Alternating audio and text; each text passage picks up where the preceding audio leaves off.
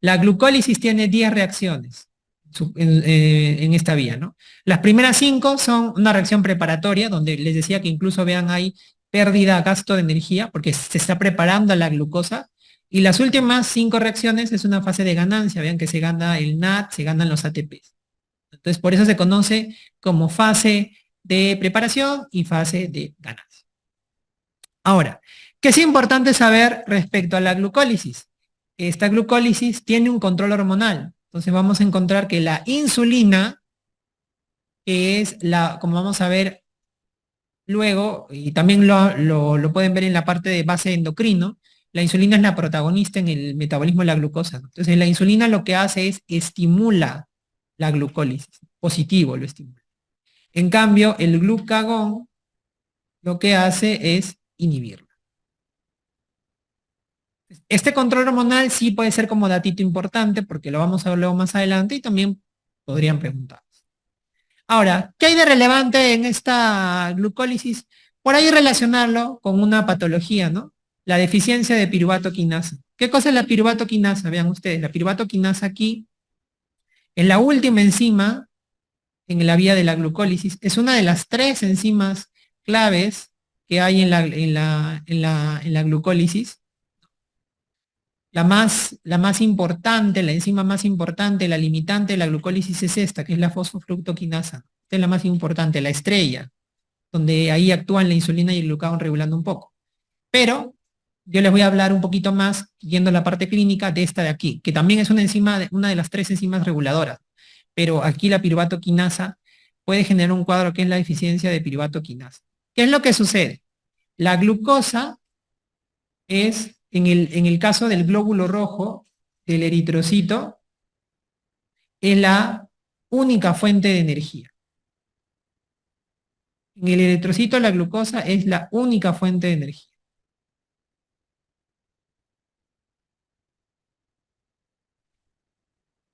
Y el eritrocito no tiene mitocondrias. Entonces, como el eritrocito no tiene mitocondrias, básicamente su obtención de energía va a estar destinada a que se lleve bien a cabo la glucosa. Entonces, si no se lleva bien a cabo la glucólisis en el eritrocito que no tiene mitocondrias, entonces, ¿qué es lo que pasa? Vamos a tener una disminución en la generación del ATP dentro del eritrocito. Como no hay suficiente energía dentro del eritrocito, altera la función del eritrocito y eso lleva a que el eritrocito sea más frágil y se rompa. Entonces genera hemólisis.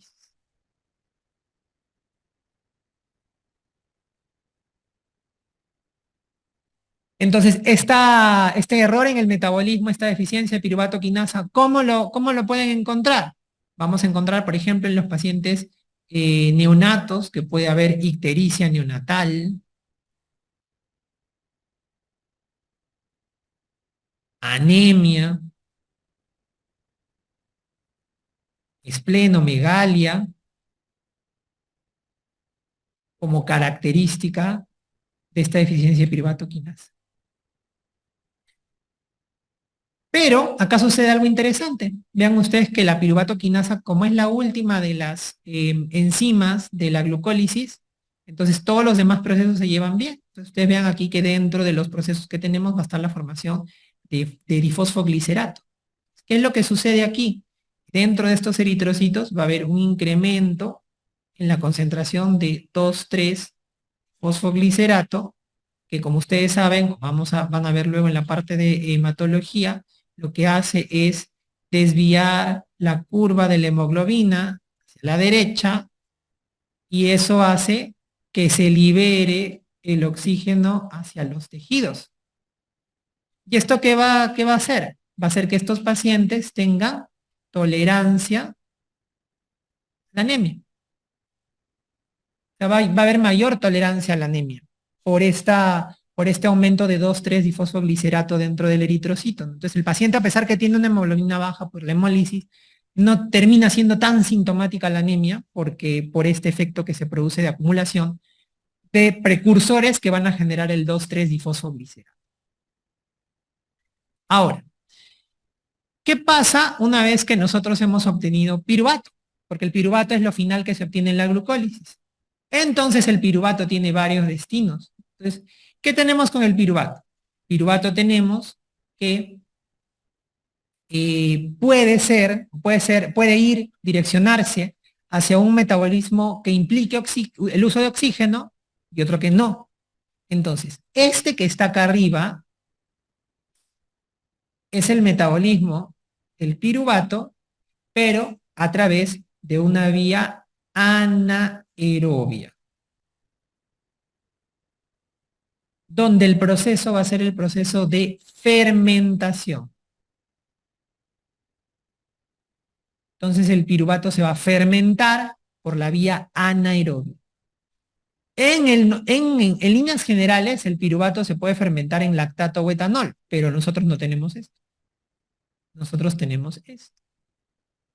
El piruvato en las células, cuerpo humano, por la vía anaerobia se fermenta hacia lactato.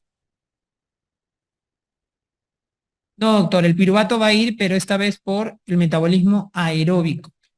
Entonces, si va por el metabolismo aeróbico, va a hacer esto de aquí. En el metabolismo aeróbico, lo que yo voy a tener es que el piruvato va a continuar su proceso de oxidación para poder obtener energía otra vez. Para eso, el piruvato lo primero que tiene que hacer es convertirse a acetilcoenzima A, porque la forma como va a ingresar hacia la mitocondria para poder oxidarse por el metabolismo anaerobio, perdón, el metabolismo aeróbico es esta de acá. Entonces, ¿cómo hace esto el piruvato? Lo hace mediante un proceso de decarboxilación, porque el piruvato tiene 3 carbonos y la acetilcoenzima A tiene 2 carbonos. Entonces, el piruvato se decarboxila. Y este paso es importante porque si no se decarboxila, no puede entrar. La que entra a la mitocondria es la acetilcoenzima. ¿Ya? Y este proceso de decarboxilación libera un mediador, un transportador, libera un NAT reducido. Entonces hay ganancia, ¿no? Porque ese NAT reducido vamos a ver que luego nos va a permitir obtener energía. Entonces, en el metabolismo aeróbico vamos a encontrar esto principalmente. Y la acetilcoenzima A ya ingresa al siguiente paso, que es el ciclo de Krebs. Pero también hay que tener en consideración que en algunas oportunidades el piruvato se puede convertir a oxalacetato. En este caso, la conversión de piruvato hacia oxalacetato es a través de un proceso contrario, que vendría a ser una carboxilación.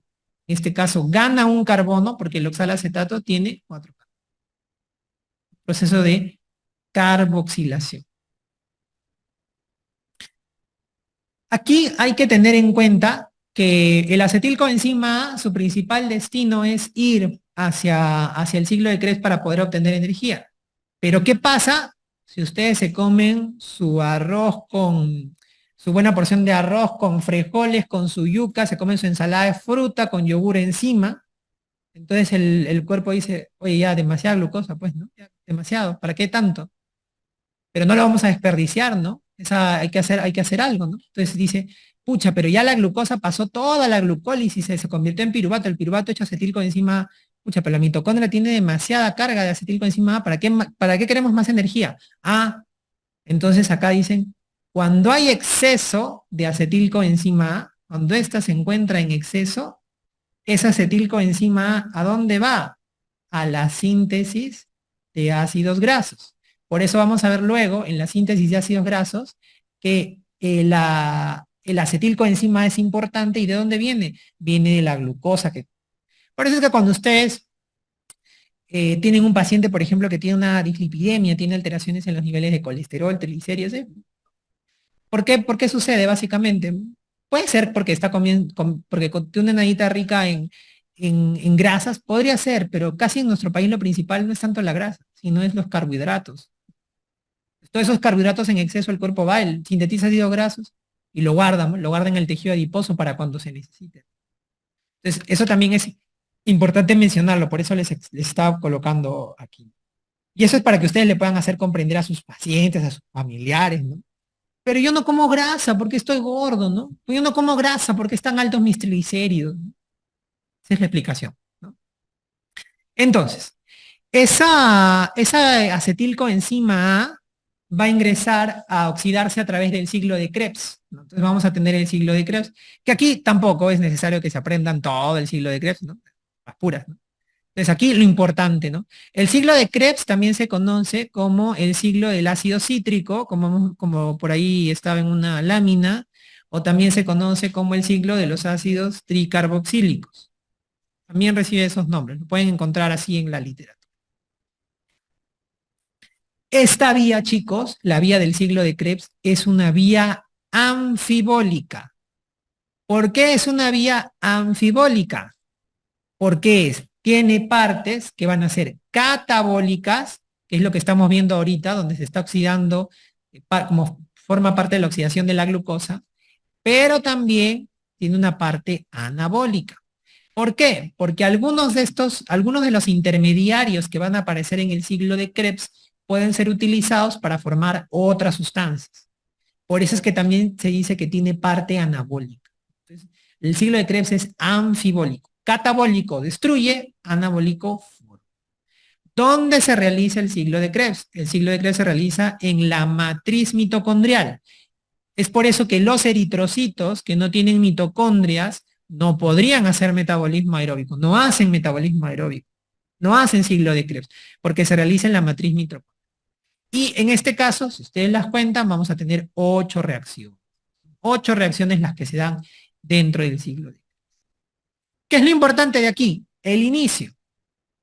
¿Cómo se inicia el ciclo de Krebs? Con la acetilcoenzima A.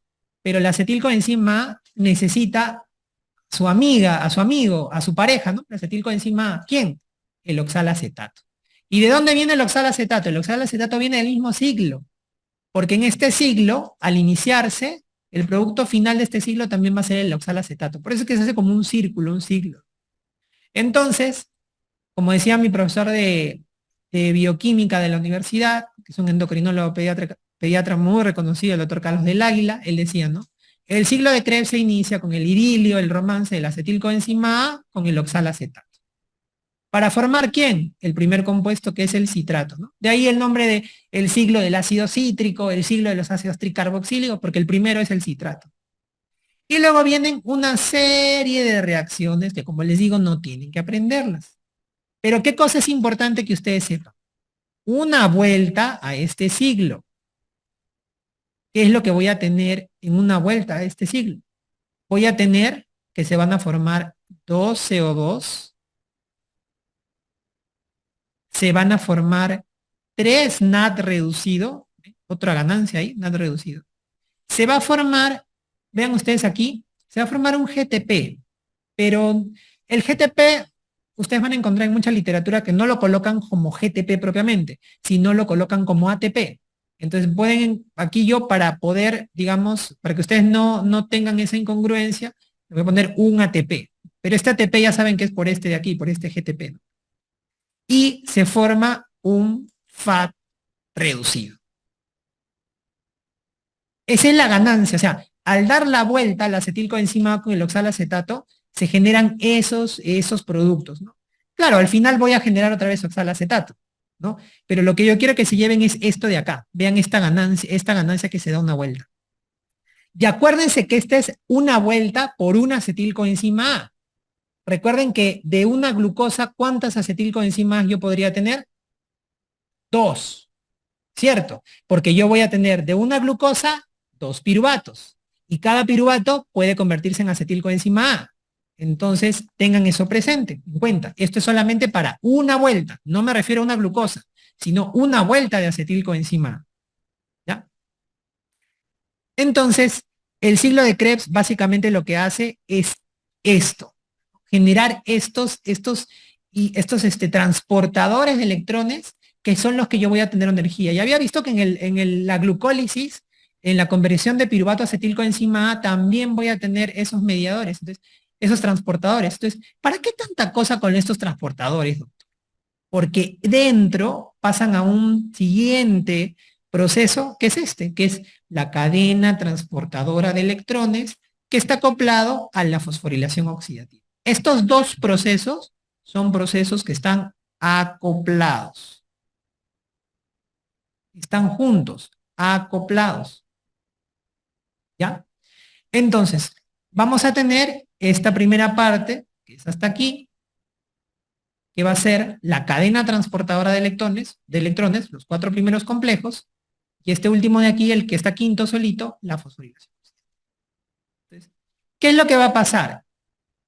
Este proceso, como ustedes ven aquí, se va a producir también en el interior de la mitocondria, y esta cadena transportadora de electrones y esta ATP sintasa que forma parte de la fosforilación oxidativa se van a encontrar en la membrana interna de la mitocondria. Ustedes recuerden que la mitocondria tiene una doble membrana, ¿no? Aquí en esta membrana interna, en esta de aquí, esto es acá. Y lo que está dentro de la mitocondria es la matriz mitocondrial. Entonces, ¿qué es lo que sucede? Cada uno de estos, el NAT reducido y el FAT reducido, todos los que se han generado van a ingresar a esta cadena transportadora. Vean ustedes, el NAT reducido ingresa a través del primer complejo. Aquí ven ustedes, ¿ven? NAT reducido está ingresando a través de este primer complejo. ¿Qué es lo que va a hacer? Yo les había dicho, estas moléculas transportan electrones. Entonces vean ustedes que lo que hacen estos es, le ceden sus electrones a estos transportadores que se encuentran en esta cadena, ¿no? Vean ustedes, este NAT le cede electrones, se vuelve a convertir en un NAT oxidado. Y ese proceso de cederle los electrones, lo que genera es que haya un bombeo de protones. Vean ustedes cómo este protón que está adentro, en la matriz, adentro de la mitocondria, pasa por ese transportador al espacio intermembrana. ¿Ven? 4 protones se han pasado al cederle los electrones. ¿Dónde ingresa el FAT? Aquí ingresó el NAD, el 1. ¿Dónde ingresa el FAT reducido? Aquí en el 2. FAT. En la succinato deshidrogenasa. Que vean ustedes aquí, la succinato deshidrogenasa es una enzima dentro del ciclo de Krebs, vean ustedes. Entonces, ¿qué es lo que hace qué es lo que pasa? Lo mismo, el FAT reducido cede electrones, en este caso lo va a ceder a este complejo que ustedes ven aquí, que es la Q, que es la famosa coenzima Q,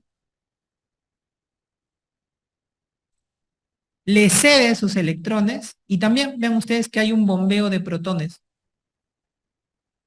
2 protones, cediéndole los electrones. Ambos, tanto el que ha ingresado, el NAT, como por el FAT, los electrones que han venido, siguen su viaje a través de la cadena transportadora de electrones, pasan a un tercer complejo, que es este de la ubiquinona con citocromo C, donde también igual, ceden electrones y bombean protones. Hay un segundo, pasan hacia el cuarto complejo dentro de la cadena transportadora de electrones y luego nuevamente el traspaso de electrones genera bombeo de protones. O sea, se llama transportador de electrones porque va generando o va pasando electrones de un lado a otro, de un lado a otro. ¿Y para qué todo esto? Para que al final estos electrones sean cedidos ¿a quién? Sean cedidos al oxígeno. Yo les había dicho en la primera clase, le ceden los electrones al oxígeno, que se combinan con hidrogeniones para generar agua. Por eso ustedes ven que en ese gráfico de la visión general del metabolismo de los carbohidratos decía, la glucosa al final genera CO2 más agua más ATP. Acá está el CO2, acá arriba está el agua. ¿Y por qué es importante todo este bombeo de protones y bombeo de protones? Porque todos estos protones que han pasado al espacio intermembrana tienen que regresar nuevamente a la matriz, al interior de la mitocondria.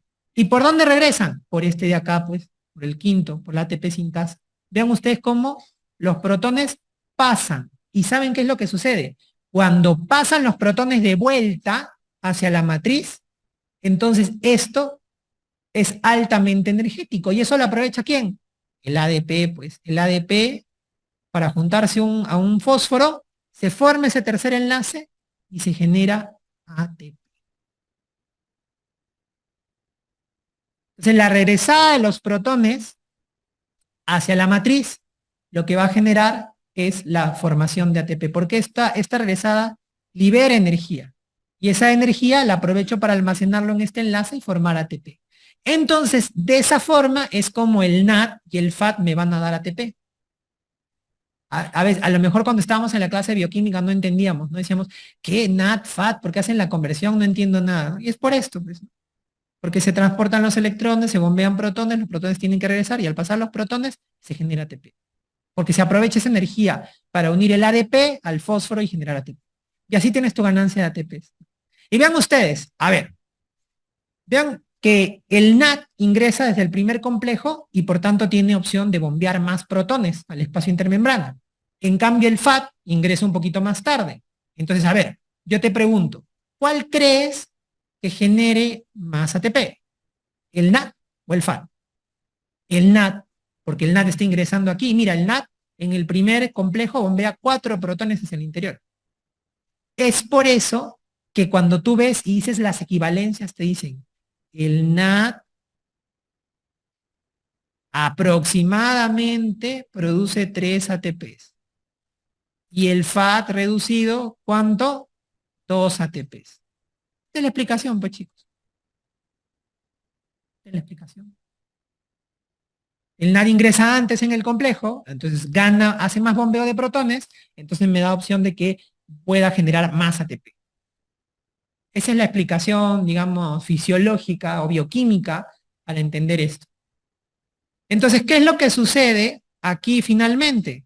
Que si yo sumo todas las ganancias, o sea, sumo lo que he obtenido en la glucólisis, sumo lo que he obtenido en la conversión de piruvato a acetilcoenzima A, sumo la ganancia en el ciclo de Krebs y sumo esta conversión del NAD, del FAT, porque todos los NAD y FATs van a esta cadena. Acuérdense que en la glucólisis hemos tenido NAD. Ese también viene aquí a la cadena transportadora de electrones. Todo se va acá a la cadena transportadora. Entonces, al final, ¿qué voy a tener? Que el rendimiento energético de una molécula de glucosa, ¿cuánto va a ser? Depende de la literatura. Sobre todo la diferencia está por el valor que ellos consideran. Algunos dicen, no, el NAD no da 3, sino da 3 punto y tantos. Entonces, por esa diferencia ustedes pueden encontrar que una glucosa puede rendir entre 36 y 38 ATPs. Ahí está, listo. Algo interesante que podríamos decir de esta cadena transportadora de electrones para terminar en esta parte es aquí, ¿no? Vean ustedes que yo les he dicho que este proceso, la fosforilación oxidativa y la cadena transportadora de electrones y la fosforilación oxidativa tienen que estar acoplados. Ahora, ¿qué pasa? ¿Qué creen ustedes que pasaría si yo los desacoplo? Entonces, ya no está, todos estos bombones, todos estos protones que se han bombeado, ya no pueden pasar a través de la ATP sintasa. ¿Qué se hace con esa energía que se tiene? ¿Tienen alguna idea? Se aprovecha para formar calor. De hecho, hay proteínas que se conocen como proteínas desacoplantes. ¿Y qué hacen estas proteínas desacoplantes? Una de ellas, la más conocida, la termogenina, por ejemplo, ¿no? Tejido adiposo. Termogenina. Desacopla. Entonces ya no se forma energía, sino que se forma, ya no se forma ATP, sino que se forma, ¿qué cosa? Calor. ¿Y saben cuál es la hormona que estimula esta termogenina cada rato? A ver si imaginan alguna hormona. La T3. La T3 estimula esta termogenina. Por eso cuando hay hipertiroidismo, hay intolerancia al calor. Cuando hay hipotiroidismo, hay intolerancia al frío. Porque la T3 estimula a esta proteína desacoplante que es la termogenina. Entonces, por ejemplo, cuando el oso va a hibernar, el oso desacopla su proceso, la cadena transportadora de electrones de la fosforilación oxidativa, porque a él le conviene más bien mantenerse calientito al oso. Ok. Entonces, ahí es lo que tienen que saber del metabolismo aeróbico, lo que para mí es importante que ustedes sepan. Ahora, ¿qué sucede si la glucosa no se, no se va el metabolismo aeróbico, sino se va hacia la fermentación. Ese es el metabolismo anaeróbico. Eso también han preguntado. ¿Cuándo o en qué situaciones hay metabolismo anaeróbico? ¿Puede haber en el músculo? Claro que sí, pero no en todas las situaciones, sino en el músculo, sobre todo cuando la persona hace un ejercicio que es corto, pero intenso. Entonces ahí se hace metabolismo anaeróbico. Por ejemplo, no sé, hacer una natación 100 metros plano, correr una Usain Bolt, una carrera de 100 metros. Un fisicoculturista cargar una pesa, o sea, lo hace por periodos cortos, pero muy intensos. Ahí se echa mano al metabolismo anaeróbico. ¿Quién más hace metabolismo anaeróbico? Ya lo había dicho, ¿no? ¿Quién no tiene mitocondrias? El eritrocito. El eritrocito también hace metabolismo anaeróbico. ¿Por qué? Porque no tiene mitocondrias. También hace. ¿Qué es lo que sucede en el metabolismo anaeróbico? La glucosa hace su glucólisis como siempre, se generan dos piruvatos, pero este piruvato no va a poder entrar hacia el ciclo de Krebs. Entonces dice el piruvato, bueno, si no voy a entrar al ciclo de Krebs, ¿para qué voy a hacer? Voy a convertirme en acetilcoenzima A. ¿Qué hago? Ah, mira, el piruvato, a través de una acción de una enzima que se conoce como lactato deshidrogenasa, convierte el piruvato en lactato. Convierte el piruvato en... Y vean ustedes que el lactato va a salir hacia la sangre. Cosa, piruvato, sale hacia la sangre. ¿Y qué pasa? Va hacia el hígado y en el hígado el lactato se reconvierte en piruvato y en glucosa. O sea, vuelve a formar glucosa. Y esta glucosa va nuevamente hacia el músculo. Entonces, es como un ciclo, ¿no? Es un ciclo en donde el músculo mismo se aporta glucosa, digamos, a través del hígado, mediante esta fermentación láctica. Igual gana energía, porque acuérdense que la glucosa le hace ganar 2 ATPs. Pero aprovecha eso y el lactato se va y se vuelve a convertir en glucosa y la glucosa nuevamente llega al músculo y se hace un ciclo. A ese ciclo se le conoce como el ciclo de Cori. El ciclo de Cori es el ciclo del lactato desde el músculo hacia el hígado. El músculo, glucosa, piruvato, lactato, va el lactato hacia el hígado, en el hígado, lactato, piruvato, glucosa, la glucosa regresa al músculo. Un ciclo, para que pueda seguir obteniendo energía, ¿no? Ahora, ¿cuál es el problema de este metabolismo anaeróbico? Sobre todo en el músculo, que es lo que han preguntado anteriormente, ¿no? ¿Qué es lo que sucede en este caso? Este sistema no puede ser duradero. ¿Por qué? Porque llega un punto que ya se rompe la eficiencia para que el lactato salga a la sangre y se llegue al hígado y se convierta nuevamente en glucosa. Entonces, como hay una sobrecarga, una demanda en eso, ¿qué es lo que pasa? El lactato se empieza a acumular dentro del músculo. Entonces, si yo tengo que en el músculo empieza a incrementarse el lactato, cambia el pH a nivel del músculo y ¿qué genera? ¿Cómo lo evidenciamos clínicamente? Calambres. Entonces, es una forma de decirle al músculo, oye, ¿sabes qué? Ya, suficiente con el metabolismo anaeróbico. Tienes que utilizar el oxígeno. Entonces, ¿qué pasa? Entonces, Usain Bolt, bueno, a él no le ha pasado, ¿no? Pero imagínense un atleta, ¿no? O nosotros, ya que no tenemos experiencia corriendo. Entonces, vamos, corremos, estamos llegando a la meta, y, uy, el calambre, porque el músculo ya no puede más. Entonces me tengo que parar para tomar oxígeno y activar mi vía aeróbica. El calambre por el acúmulo de lactato. Entonces las preguntas que han venido en metabolismo anaeróbico van por ese lado, ¿no? O sea, la persona que está haciendo un ejercicio, de repente le viene un calambre muy fuerte, sobre todo en la pantorrilla, es lo más característico. Ponen siempre ese ejemplo, ¿no? Te ponen cuál es el fenómeno bioquímico que se produce en el paciente. Bueno, que el músculo hizo metabolismo anaeróbico, se acumuló el lactato y el acúmulo de lactato generó el calambre. Esa es lo que viene, ¿no? Entonces, no es no es tan eficiente este sistema. El músculo siempre tiene que terminar yendo hacia